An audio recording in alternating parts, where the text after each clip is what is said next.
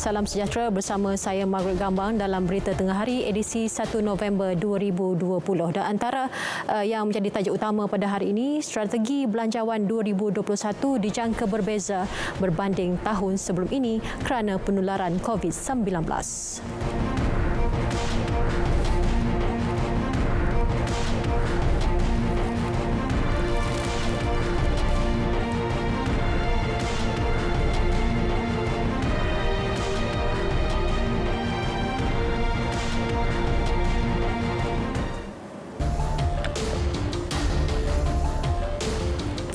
Belanjawan 2021 diharap berupaya mengubah sosioekonomi Malaysia yang terkesan kerana COVID-19. Dalam masa sama, belanjawan itu mampu menyediakan langkah perlu serta pendekatan bersasar bagi mengimbangi keperluan masyarakat juga pembangunan negara yang terkesan dengan kemelesetan ekonomi dunia. Pensyarah Sekolah Perniagaan dan Ekonomi Universiti Putra Malaysia, Profesor Madya Dr. Abdul Rahim Abdul Samad berpandangan bahawa belanjawan 2021 mungkin berbeza dari tahun sebelumnya impak pandemik COVID-19. Segala inisiatif juga strategi kerajaan harus bersifat serampang dua mata dengan penerapan nilai tiga matlamat iaitu melindungi, memulih serta menjamin kesejahteraan rakyat, kelangsungan perniagaan dan ketahanan ekonomi. Keluh kesah rakyat dari segi kehilangan pekerjaan, dari segi bebanan hutang yang tinggi, dari segi kos sara hidup yang tinggi. Tak termasuk juga kalau mereka yang menghadapi masalah kesihatan, jadi kos perubatan yang tinggi. Jadi dari segi tiga kata-kata hikmah yang disampaikan oleh kajian ini, ianya memang perlu wajar direalisasikan. Itu bukan senang untuk nak menjamin kesejahteraan rakyat. Jadi apa-apa proses pemulihan perlu diteruskan dan apabila keadaan telah pulih, yang paling utama adalah kelestarian. Beliau menyuarakan pandangan ini selepas menjadi tetamu program Selamat Pagi Malaysia di Angkasa Puri.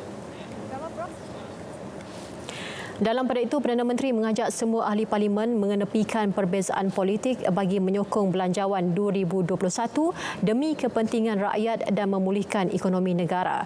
Tan Sri Muhyiddin Yassin berkata belanjawan itu bakal menyediakan pelbagai peruntukan kepada agensi kerajaan, bantuan kepada rakyat dan insentif kepada sektor korporat, industri dan perniagaan dalam mendepani pandemik COVID-19. Marilah kita letakkan kepentingan rakyat mengatasi segala kepentingan lain. Satu bentuk persefahaman boleh dirangka dalam kalangan ahli-ahli parlimen untuk membolehkan bajet 2021 diluluskan dengan sokongan ahli parlimen kerajaan dan pembangkang. Saya memberikan jaminan bahawa Kerajaan Perikatan Nasional akan terus mencari jalan yang terbaik untuk mengurus krisis besar yang sedang pun kita hadapi pada masa ini. Matlamat kita hanyalah satu, iaitu untuk menang dalam melawan COVID-19 dan memastikan keselamatan dan kebajikan rakyat sentiasa terbela. Dalam pada itu, Tan Sri Muhyiddin berkata kerajaan memandang serius peningkatan mendadak kes COVID-19 dalam negara ketika ini dan kesannya kepada rakyat, ekonomi dan barisan hadapan. Belanjawan 2021 yang bakal dibentangkan Jumaat ini akan terus memastikan kebajikan rakyat diutamakan dan ekonomi negara diperkukuh. Tumpuan akan terarah kepada usaha meneruskan sokongan kepada sektor kesihatan awam dan memacu sektor perniagaan. Ia bagi memastikan rancangan kewangan tahunan itu mampu menjadi anjakan kepada pemulihan ekonomi lebih baik tatkala penularan COVID-19 masih belum tentu dapat diputuskan. Laporan wartawan Asni Fatin Anwar. Seperti diumumkan Perdana Menteri Tan Sri Muhyiddin Yassin, belanjawan 2021 akan berpaksikan kepada 3 tonggak utama yang dibahagikan kepada 4 teras pelaksanaan. Persoalannya, bagaimana kerajaan boleh bergantung kepada pelbagai sumber pendapatan termasuk daripada minyak dan hasil cukai seperti sebelum ini.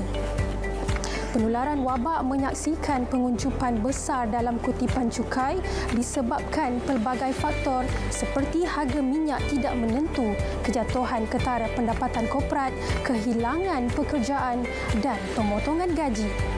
Antara sumber-sumber yang dijangka dapat membantu pihak kerajaan untuk menampung belanjawan 2021 termasuk penambahan cukai terhadap keuntungan dari sektor komoditi seperti minyak sawit mentah yang mengalami peningkatan harga baru-baru ini.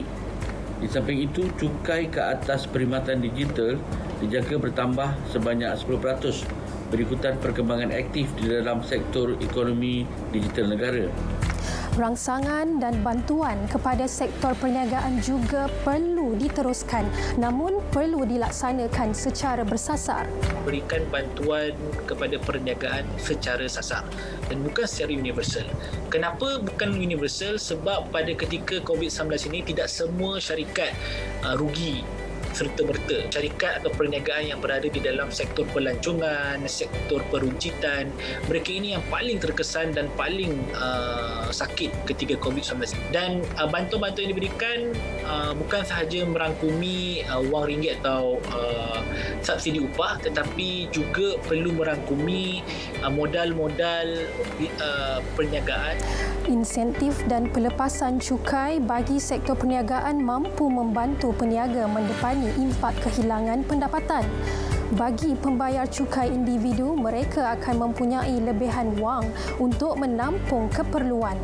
Kita mahu pekerja kita yang haruslah pekerja yang berdaya saing, yang mempunyai kemajuan dari pemikiran dan juga skill-skill mereka. Jadi kalau mereka ni dihantar untuk latihan-latihan, diberikan galakan kepada syarikat dalam bentuk potongan cukai. Untuk individu, mungkin kalau cukainya tidak dikurangkan, mungkin relief boleh diberikan, tolakan-tolakan boleh diberikan. Contoh untuk mereka yang menghantar anak ke universiti, reliefnya ditinggikan lagi.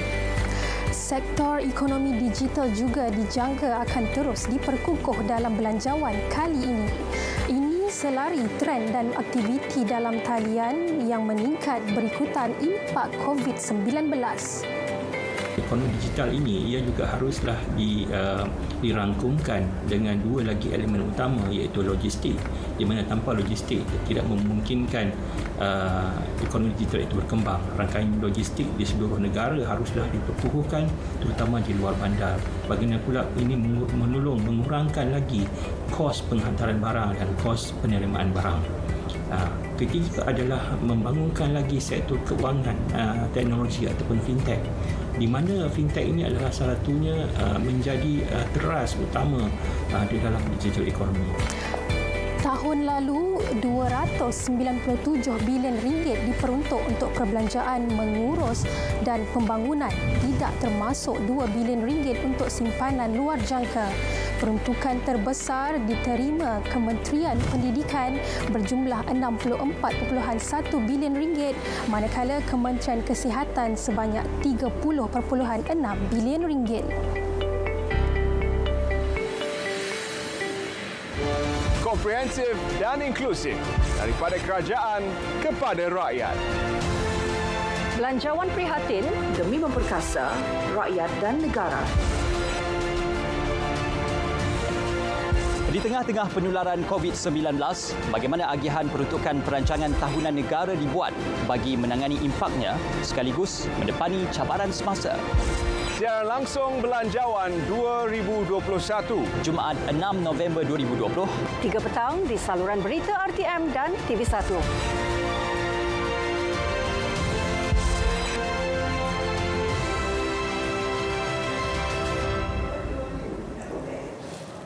Menjelang mesyuarat ketiga penggal ketiga Persidangan Dewan Rakyat bermula esok sehingga 15 Disember ini, ahli parlimen diminta ketepikan perbezaan politik bagi membantu pemulihan ekonomi negara dan melindungi rakyat daripada ancaman COVID-19.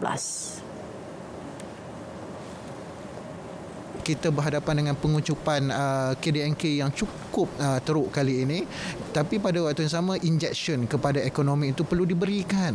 Ya, kita melihat bahawa kerajaan itu berperanan penting untuk memberi injection kepada sektor ekonomi, kerana kalau perkembangan ekonomi itu berlaku secara perlahan, kesannya itu kepada rakyat, kesannya kepada sistem politik negara. Beliau berkata demikian selepas menjadi tetamu jemputan program Selamat Pagi Malaysia di Angkasa Puri. Mesti panas. Tetapi Pelan tindakan menyeluruh bagi mengawal COVID-19 akan dibentangkan ke Jawatan Kuasa Kecil Majlis Keselamatan Negara MKN selewat-lewatnya minggu depan. Menurut Menteri Kanan Keselamatan Datuk Seri Ismail Sabri Yaakob, pelan itu akan menjadi dasar baharu dalam mengekang penularan COVID-19 untuk jangka panjang.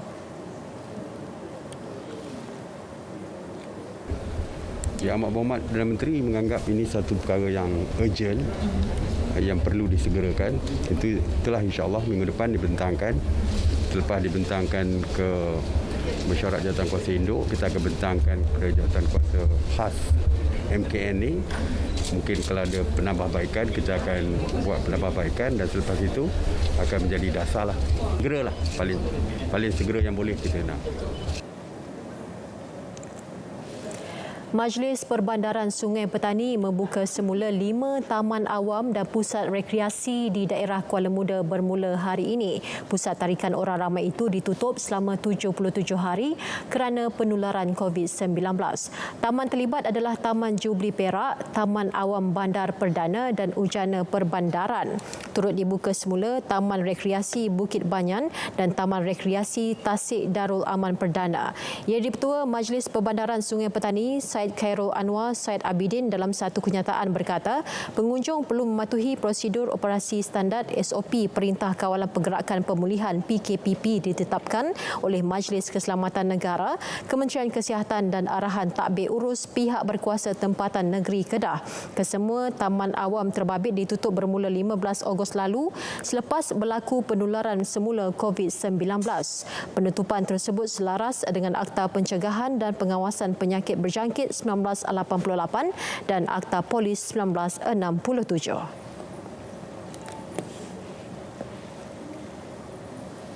Timbalan Pengarah Institut Kajian Etnik Universiti Kebangsaan Malaysia, Profesor Madya Dr. Kartini Abu Talib alias Khalid mencadangkan supaya RTM menerajui usaha melindungi harta intelek penggiat seni tempatan. Beliau mencadangkan penubuhan satu badan khas bagi melindungi harta intelek penggiat seni yang dapat membawa industri berkembang lebih pesat.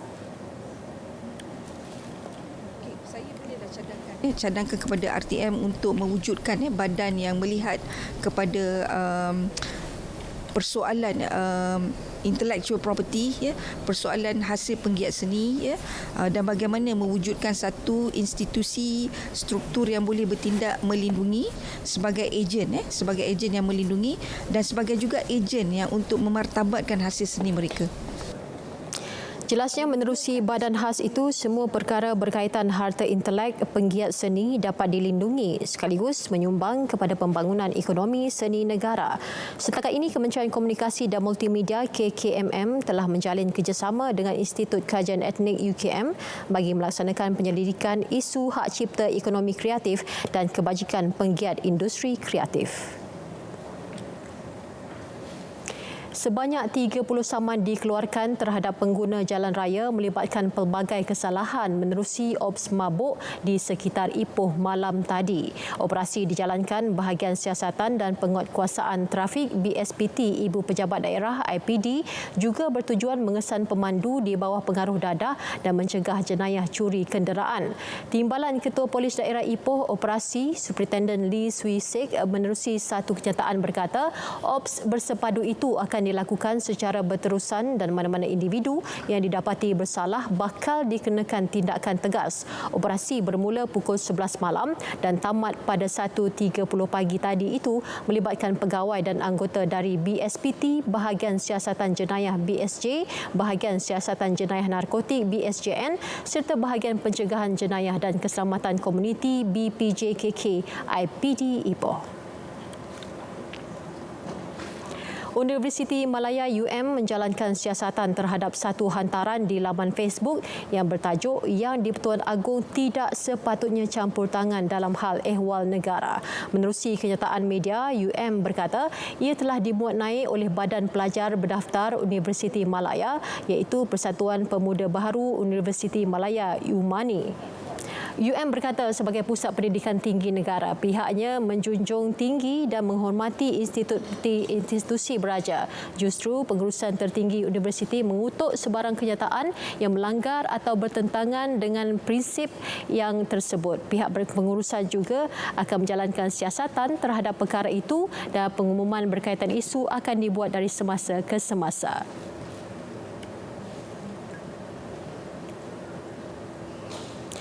Presiden Perancis cuba redakan ketegangan dengan negara Islam butirannya selepas ini.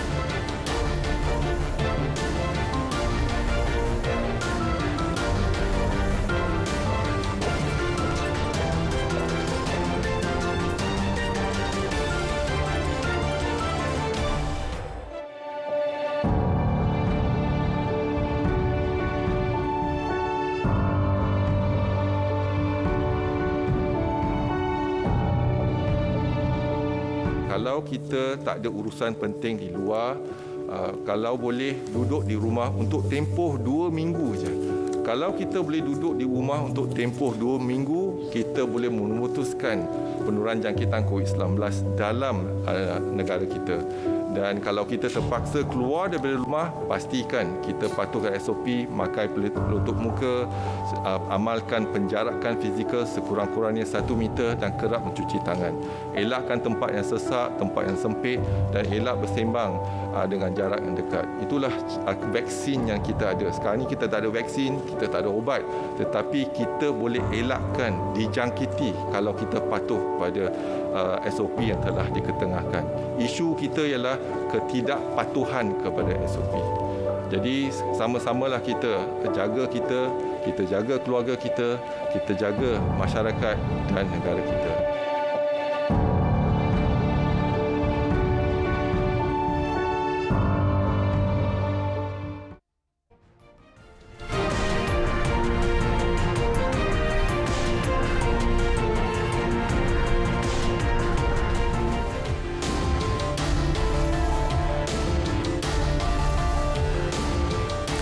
Beralih ke perkembangan luar negara, taufan Goni membadai Filipina hari ini dengan angin selaju 225 km sejam. Lokasi pertama di badai taufan paling kuat tahun ini adalah Pulau Catanduanes sebelum menuju ke Luzon. Penduduk di kawasan terjejas diberi amaran banjir kilat dan tanah runtuh di Luzon, Visayas dan Mindanao. Hampir 1 juta penduduk di Timur Bicol telah dipindahkan ke penempatan sementara. Pelan pemindahan dan persiapan berdepan taufan kali ini sedikit rumit kerana Filipina sedang berdepan penularan COVID-19. Agensi Bencana Filipina memantau ketat gunung berapi di Mayon dan Taal kerana kemungkinan berlaku banjir lumpur gunung berapi. Pelabuhan dan lapangan terbang telah ditutup bagi mengelak sebarang risiko. Penutupan turut merangkumi sekolah dan premis perniagaan. Operasi mengesan mangsa gempa bumi di Izmir, Turki. Seorang lelaki tertimbus di bawah sisa runtuhan bangunan selama 33 jam berjaya dikeluarkan pasukan penyelamat pagi tadi. Dan Pangsapuri Riza Bay yang menjadi kediaman mangsa Ahmed Sitim runtuh sepenuhnya selepas dilanda gempa. Bangunan itu merupakan salah satu daripada 20 bangunan yang runtuh di daerah Bayrakli di Izmir. Majoriti bangunan runtuh kerana tidak dilengkapi dengan teknologi berdepan bencana gempa bumi. Menurut agensi bencana Turki, gempa bumi berlaku Jumaat lalu meragut 39 nyawa manakala 2 lagi penduduk Pulau Samos, Greece turut meninggal dunia. Operasi penyelamat besar-besaran disambung hari ini bagi mengesan lebih ramai mangsa yang tertimbus di bawah sisa runtuhan.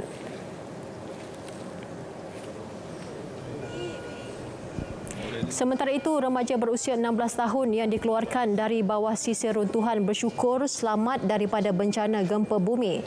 Inci Okan terperangkap selama 17 jam selepas bangunan pansapuri 8 tingkat ranap sepenuhnya dilanda gempa bumi Jumaat lalu. Gadis itu kini dilaporkan stabil menerima rawatan di hospital di Izmir dan beliau berjanji akan bermain biola untuk pasukan keselamatan yang menyelamatkannya. Menteri Kesihatan Turki Fahrettin Koca dan anggota pasukan penyelamat kebangsaan Edanur Dogan meluangkan masa melawat mangsa di hospital. Presiden Ivory Coast Alassane Ouattara merayu rakyatnya supaya bertenang supaya pertikaian politik dapat diselesaikan dengan aman. Rayuan dibuat apabila rusuhan yang berlaku di seluruh negara telah membunuh 30 mangsa sejak Ogos lalu. Semalam, protes yang diadakan pada hari mengundi membunuh 12 lagi mangsa yang dibimbangi mengulangi keganasan politik sedekat lalu yang membunuh 3,000 penduduk Ivory Coast. Proses pengundian tahun ini dicemari keganasan, terutama mereka yang menolak usaha Presiden Ouattara mendapatkan mandat penggal ketiga. Perusuh menyerang 30 hingga 40 daripada 22,000 pusat mengundi menyebabkan Suruhanjaya Pilihan Raya sukar melakukan pengiraan undi. Pihak berkuasa Pilihan Raya Ivory Coast sedang berusaha mendapatkan data sebenar jumlah pusat mengundi yang tidak dapat beroperasi kerana rusuhan. Presiden Ouattara bagaimanapun yakin proses pengundian tidak terjejas kerana serangan tersebut. Presiden Emmanuel Macron yang berdepan tekanan negara Islam kerana didakwa menghina ajaran Islam dan Nabi Muhammad tampil mempertahankan dirinya menerusi satu temu bual dengan Al Jazeera. Macron mendakwa kenyataan beliau telah disalah tafsir kerana beliau tidak pernah menyokong karikatur diterbitkan Charlie Hebdo tetapi mempertahankan prinsip kebebasan bersuara. Macron mengakui bahawa karikatur tersebut menghina Nabi Muhammad dan membangkitkan kemarahan umat Islam tetapi beliau menolak kerana sebarang bentuk keganasan yang dikaitkan dengan penerbitan karikatur berkenaan. Sejak isu ini tercetus, Perancis berdepan siri serangan melibatkan seorang guru di pinggir Paris. Serangan di Nice membunuh 3 mangsa dan terbaru seorang padri ortodoks ditembak di Lyon. Menurut Macron lagi, kempen memboikot produk Perancis yang dilancarkan di beberapa negara Islam tidak memberi kesan kepada Perancis. Kempen global itu dilancarkan selepas Macron mengeluarkan kenyataan tentang ajaran Islam yang mengamalkan fahaman pemisah dan mempertahankan penerbitan karikatur menghina Nabi Muhammad.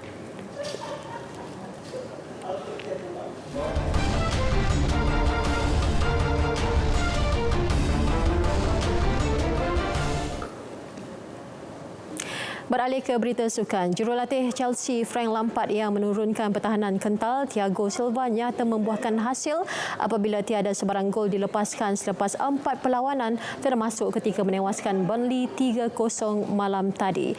Aksi yang berlangsung di Stadium Turf Moor itu menyaksikan pemain sayap baru The Blues Hakim Ziyech membuka tirai jaringan selepas rembatan leretnya menewaskan penjaga gol tuan rumah Nick Pope pada minit ke-26 perlawanan.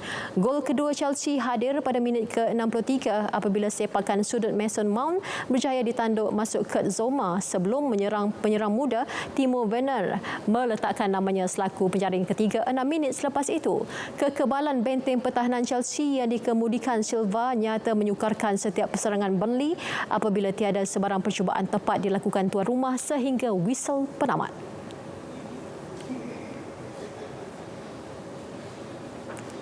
Sementara itu, anak-anak buah Jurgen Klopp membuat kebangkitan dramatik selepas jaringan Diogo Jota membantu juara Liga Perdana Inggeris itu menewaskan West Ham 2-1 untuk melonjak ke carta teratas Liga dengan kelebihan 3 mata.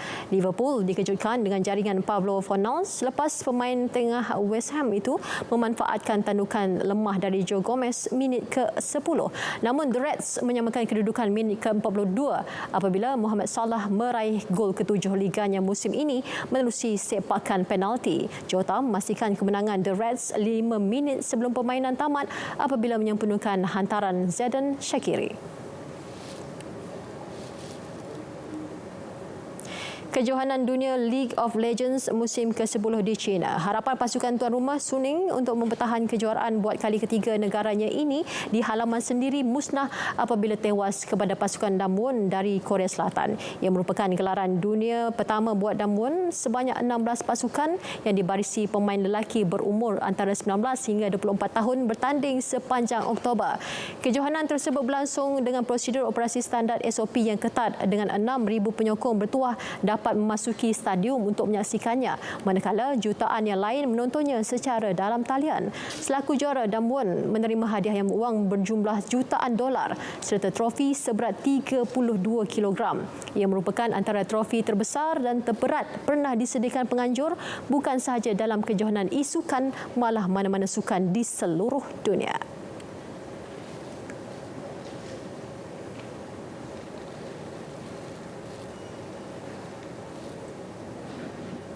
Perkembangan sukan Formula One. Mercedes menguasai petak hadapan menjelang saingan GP Emilia Romagna di Italia malam ini. Valtteri Bottas akan bermula di petak pertama selepas mencatat mata 1 minit 13.609 saat ketika sesi kelayakan diikuti rakan sepasukan Lewis Hamilton di petak kedua. Pemandu Red Bull Max Verstappen pula akan memulakan saingan di petak ketiga walaupun jenteranya mengalami sedikit masalah ketika sesi kelayakan. Mercedes hanya memerlukan kedudukan tempat keempat pada perlumbaan tersebut untuk menjamin kejuaraan kategori pengeluar buat kali ke-7 berturut-turut.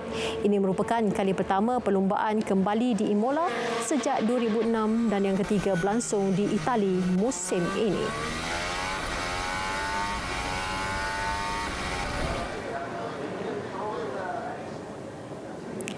Pemain tenis Rusia Andrei Rublev semakin hampir untuk memburu gelaran jelajah ATP kelima apabila melangkah ke perlawanan akhir terbuka Vienna. Dia mudah melepasi aksi separuh akhir selepas lawannya Kevin Anderson tidak dapat menamatkan perlawanan. Rublev menang set pertama 6-4 dan ketika mendahului 4-1 pada set kedua, Anderson terpaksa menarik diri akibat kecederaan kaki kanan.